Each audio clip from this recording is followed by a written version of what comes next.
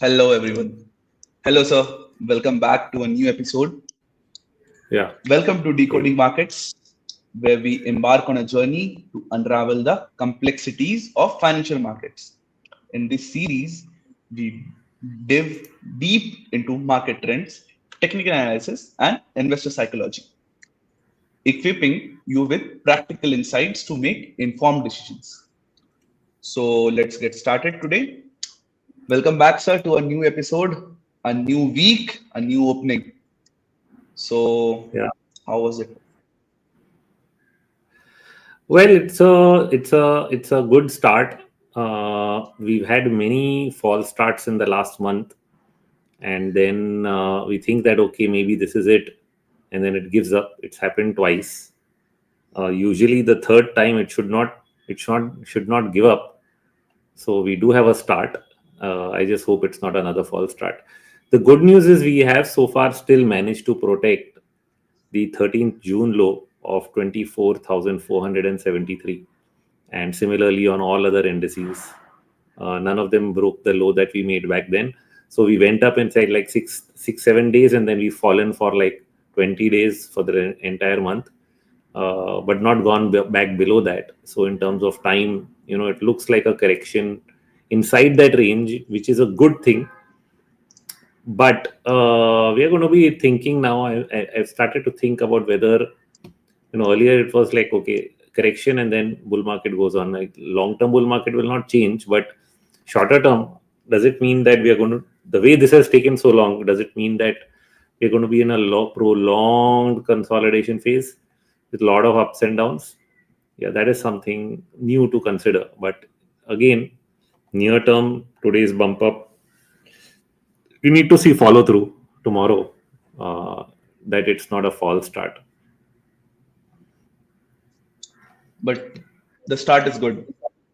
What do you say? Yeah, looks like at this moment I can say the start is good. Uh, like I said, we saved that level, but we need to continue that momentum.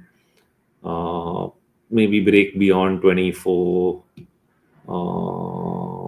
600. Well, we went past 600, so 24 800. That would sort of break out maybe out of the near term range. I think top end is, yeah. So there's a mid. So in my morning video, I mentioned 24 800 as a mid channel line. If this entire fall is in a downward channel, the mid channel line is at 24 800, and the top end is just above 20, just around 25,000. So crossing 24 800 would be like first sign of relief, and breaking out above 25,000 would be breakout of the downward channel itself. So these are the two things to watch for the next few Starting of a days. new trend.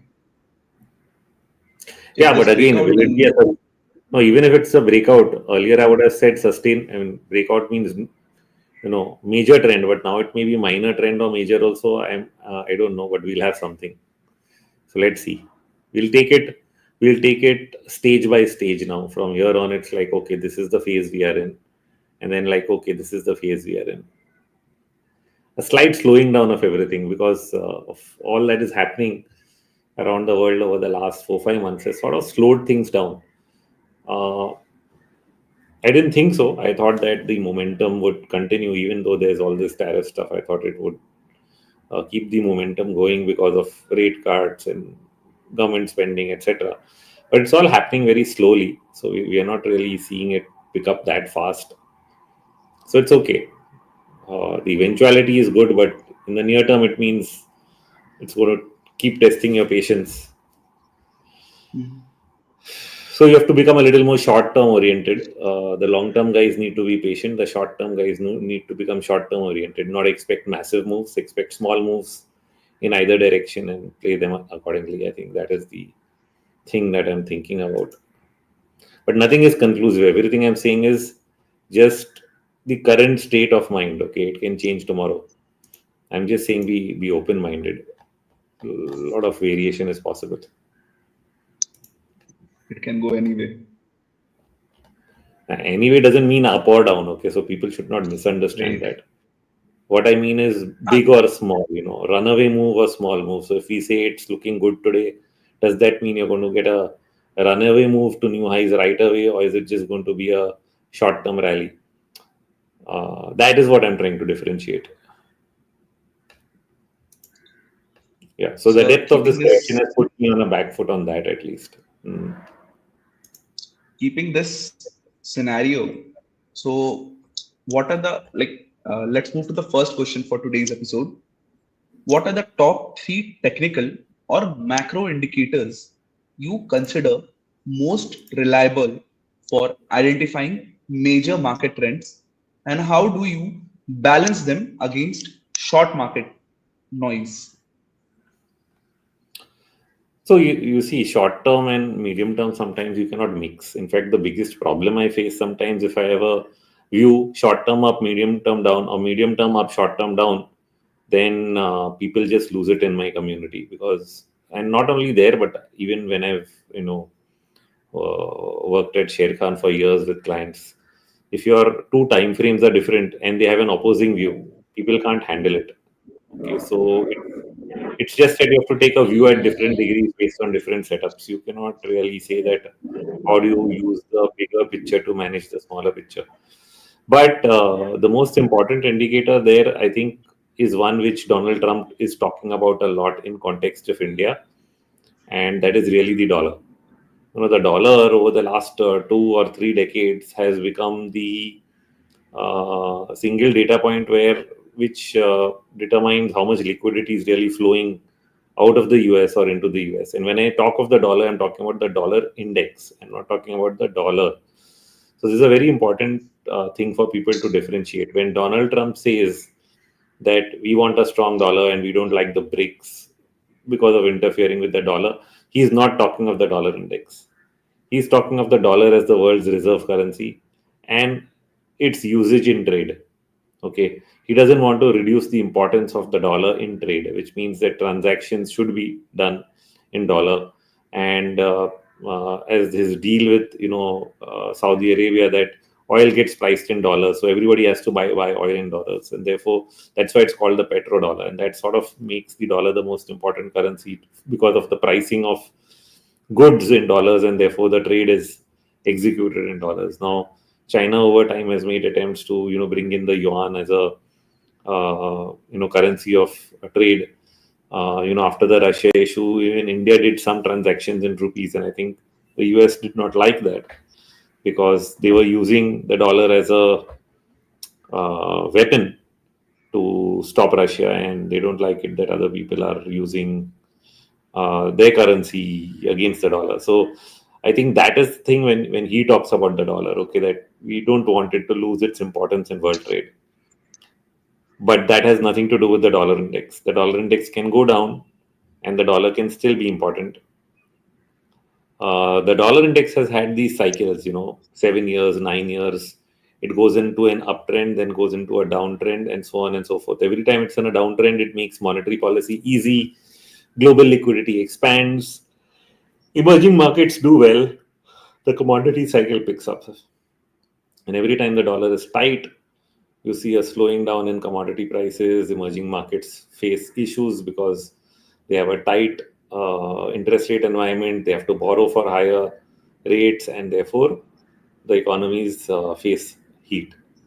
So that has become sort of the biggest factor over the last few decades. But the factor is like it's single most and it lasts for a long period. So once you can identify that this is the trend for the next so many years, you can sort of set up yourself to accommodate that. Is it a weak dollar environment which is easy liquidity, or is it a tight environment in which the currency in circulation is slowing down? That is, I think, the single most factor for the time being. Keeping that in the middle and revolving everything on the side. So, how do you approach, like, if, let's moving to the second question for today's episode is, how do you approach position sizing and risk management in volatile or uncertain market environments? And what common mistakes, Hmm. Hmm. what common mistakes traders and investors should avoid in this area? So position sizing and trade management has nothing to do with volatility. It has to do with managing risk. Volatility or no volatility, you have to manage risk and you have to do position sizing. So it's like a no-brainer. Then the question is, okay, how do you do it? So then you need to have a structured approach, which is that you list out the key parameters on which you're going to take a decision. Surely it's not a single point model. If it is a single point model, then you're in trouble. So definitely you need a 3, 4, 5 point model. And when you have at least 5 point model, then it's broadly segregates your size into 5 distinct quantities, right? Where you have given weightage to each of the factors that you're considering. So having that and maybe doing it in a mathematical way, structured way, if these observations are made, I will buy only so much and then so much, and so I will build a position accordingly over time, is what really helps. And therefore, in the process, you are not buying the dip. You're not really buying something because it's become cheaper and cheaper, because eventually it goes to zero, including in options. In stocks, of course, it doesn't go to zero, but the loss becomes very big. So that's not the approach. The approach has to be to, buy in the direction of the trend. So stay favorable, not unfavorable. It's better to get out and re-enter when something is wrong than to keep adding to it. But when you're adding to it in the direction of the trend, as things confirm, as more indicators, come to your side, then the chances are your buying price on an average is below the current market price, and therefore you are at an advantage in terms of risk. So I think that is the approach that you have to take.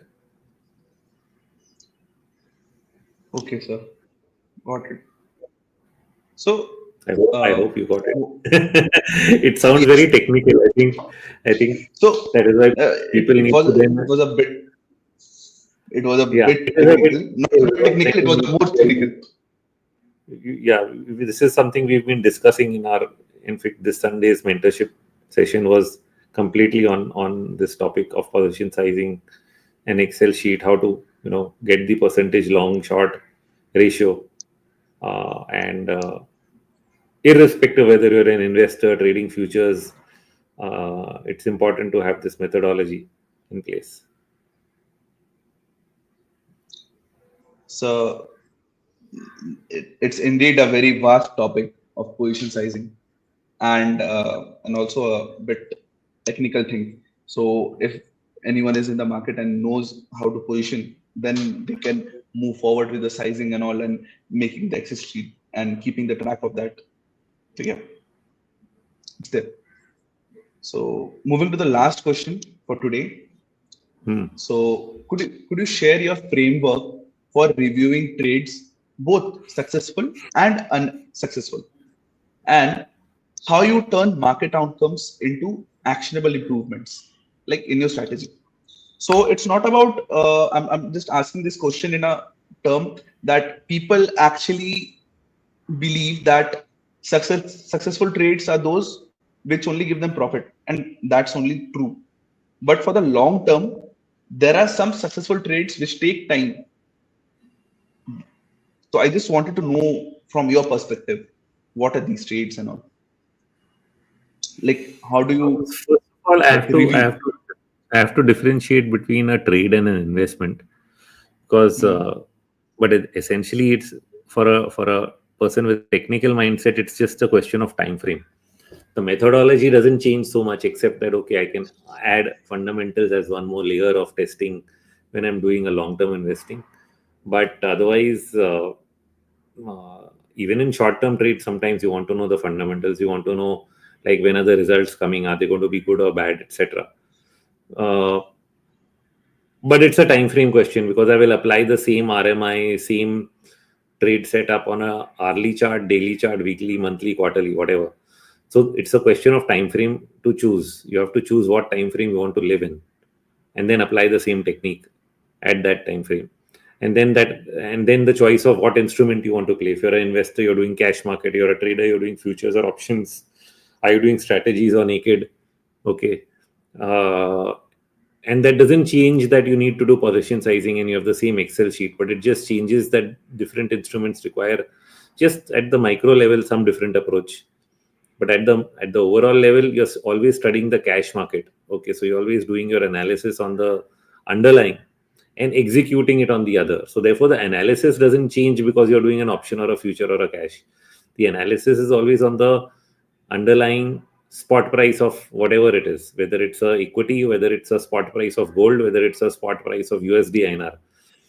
The analysis is on the underlying and the execution is on the instrument. Okay, so the only thing that a short-term and long-term guy is doing is he's using a different time frame chart to manage risk.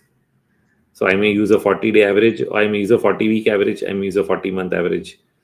Each one is managing risk at a different level. It doesn't really change what I'm using.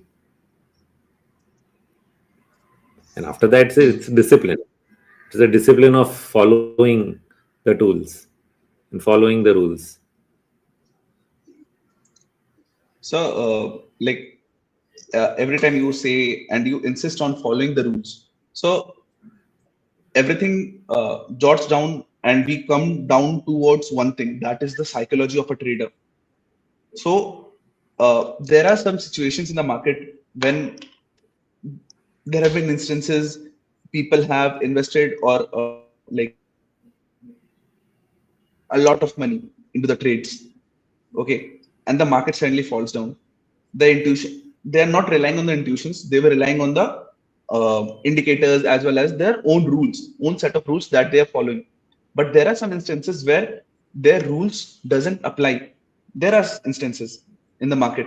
So at that point of time, what do you suggest for the people? No, so see, one of my learnings also from this particular month, and this is the oldest learning, and then you know what? It's really not a problem of it's not a problem of the methodology. It's a problem of just your ability to judge a situation. So let me now specifically say what it means. Say, for example, I'm using indicators, whether they are sentiment or whether it's even an RSI or whatever, in a bull market and in a bear market. Okay, even if it's a short-term bear market, like this was a 5-week correction last month. In any such situation, certain things work and certain things don't work. So when the trend up is strong, you know, the shortest pullbacks in the market become good buying opportunities, and the slightest oversold reading on an indicator tells you, okay, get in here. But at the same time, when you're in a downtrend, the oversold readings only give you a small bounce, very short term, lasts for a few days and then it gives up. So now you cannot have a long holding period like you did when it was bullish, and you can't expect big moves like you did in the previous situation. So it requires adjusting. So where can you go wrong? You go wrong in your judgment that you're in this type of market versus that type of market. What happened? So there has been a problem with your video and audio. Network. So while you were speaking, your entire video was paused for a while. Okay, but my voice came through, right? No, sir. Just the last question that you were explaining, that part it was totally abrupted and viewers So couldn't what did you actually. hear last? So I know where to start.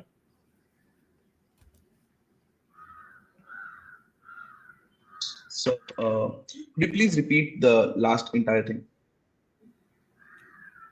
Okay.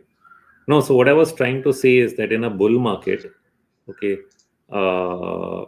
oversold readings very quickly get bought into and then the market rebounds.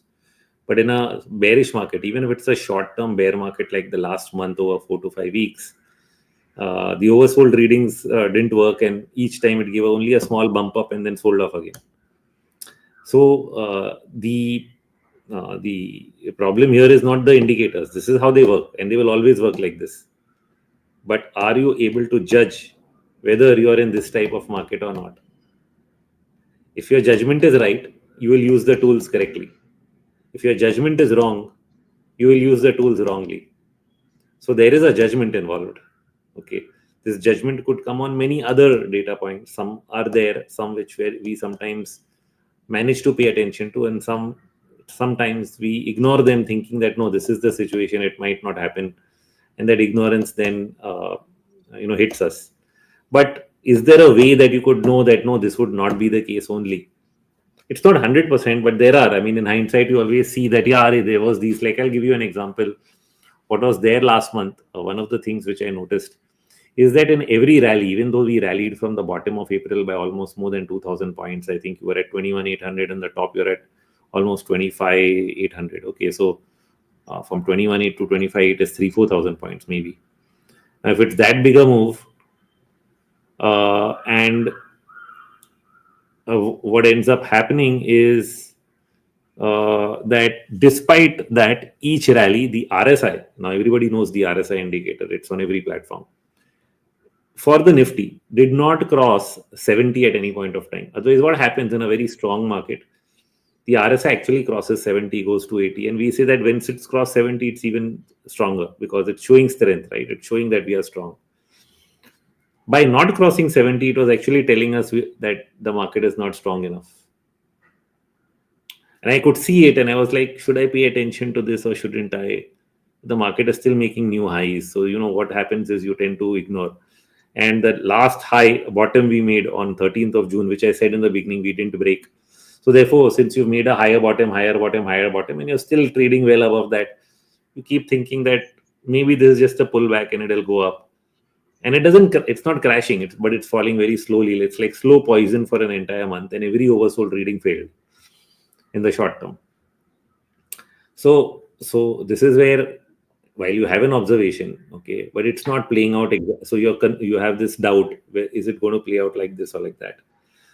But if your view is wrong, you will read the indicators wrongly, and you will end up getting the wrong result. Okay, the same would have happened to somebody who would be trying to be bullish in the fall from September to February. Right? It was a long fall. Now we had a bearish view, so then we were looking at the indicators in a different way. Except in the late stages, I started to turn bullish. Okay, but so that is just it.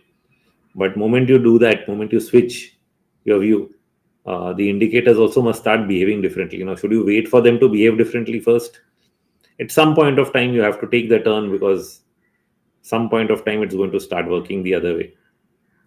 So there's always going to be that phase where you get it wrong. But there are times where it used to get it perfectly. I wouldn't face so much of noise, but I do face a lot more noise nowadays than before.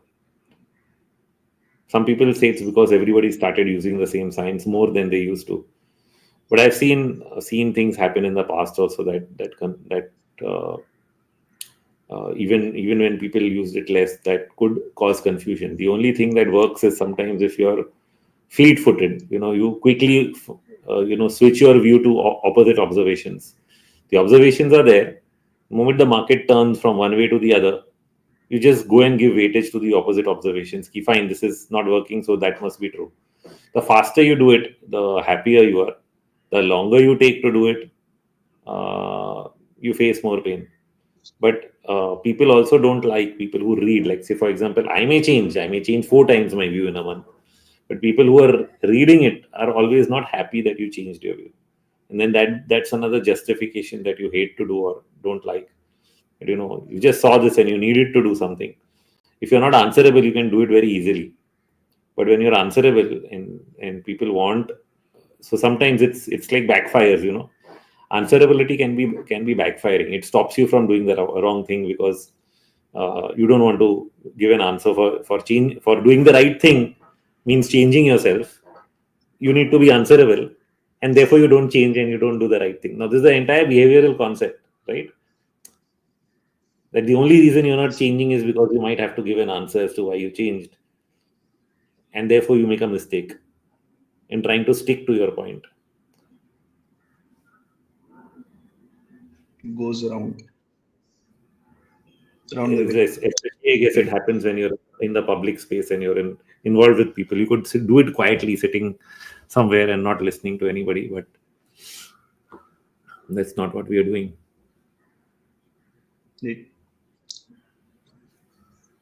So that's all for today's session. Let's move on with the questions of the viewers. The first question is from Sagar. Gold, Bitcoin. So I'll just share some charts.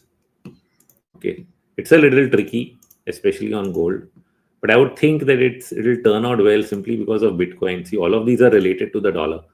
The dollar and bond yields have been very confusing. I have a trend, but then that trend wasn't playing out, and then all of a sudden it starts playing out. That's what happened last week.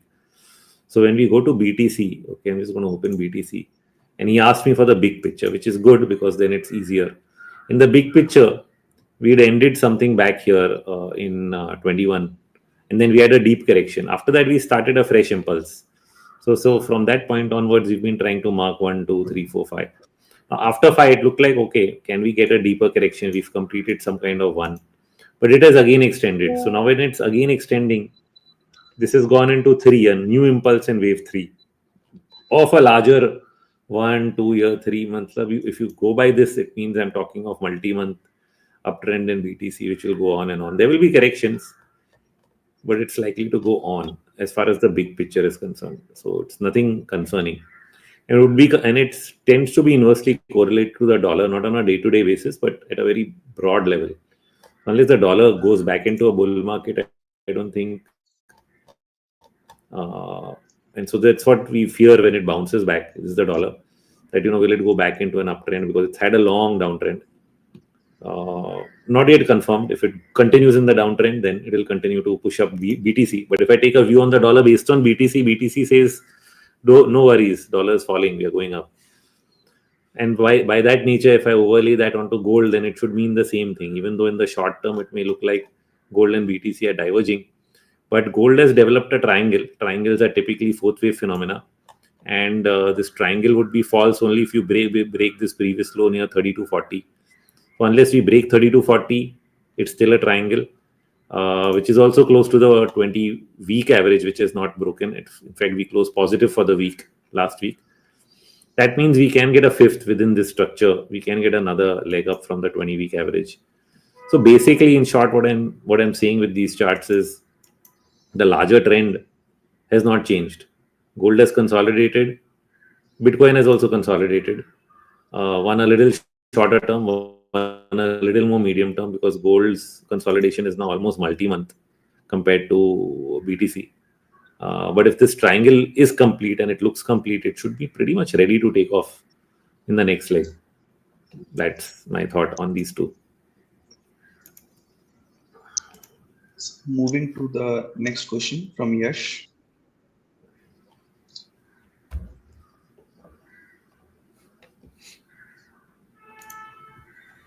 Discuss rollover cost with respect to rollover.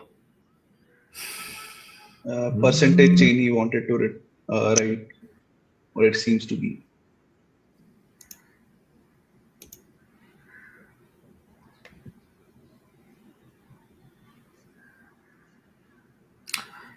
So, I mean, see, we look at that. I look at the basis. Let's not call it rollover, but the basis, basically difference between cash and future, as an indicator. That if the cash and future difference increases a lot, there's a premium. It does show excessive bullishness, and if it falls to a discount as it had done after COVID, and it stayed that way for almost 6 to 8 months after the COVID bottom, when the market was going up, the Nifty futures were at a discount because people were shorting every rise.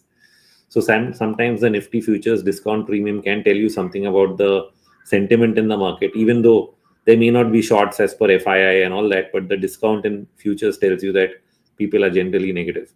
So it's a good indicator of sentiment as to where the rollover cost or the discount or premium in the index futures is relative to the spot price.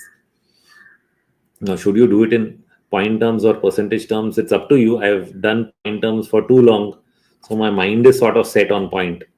Although, as the market keeps going higher in percentage terms, the points will increase. I mean, that is a hidden thing that I have to mentally take care of. But I'm okay with looking at points. You can try percentages if you like.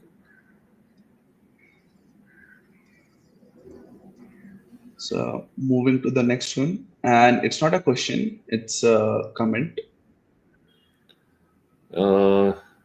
yeah, let's call it a appreciation or Yes. uh, thank you. Thank you to KD Patel for enjoying the strike platform and the RMI indicator and its multi-time frame usage. So pretty much he's understood what we are trying to push people to learn and do. Interesting. And brokerage and tax is reduced. Just imagine. I think that is for people to take away because it's really catching up slowly. People take time to think they should get onto a platform unless it's widely publicized. And despite the advantages, they don't want to jump the gun. But little do they know what we have put out there. It's like our entire life's work. For me, at least, this is my entire life's work, and everything that I've used is on the platform. So if you want to use all the tools except for Elliott Wave, which we can't automate, we will try to have scanners there, but we cannot really automate counting. Some people have tried. I'm not sure of the success on that, but all other tools and indicators are all there for people to master and do it yourself. That is the main point. I don't need to spoon feed you anymore once you just learn to use these things on a click and go basis. Thanks again, uh, Patel, Mr. Patel. So that's all for today, sir. Uh, Thank you everyone for joining. Let's call it a day, and we will meet again in the next session. So stay tuned, trade safe, and use strike. Thank you. Thank you, sir. Thank you. Thank you.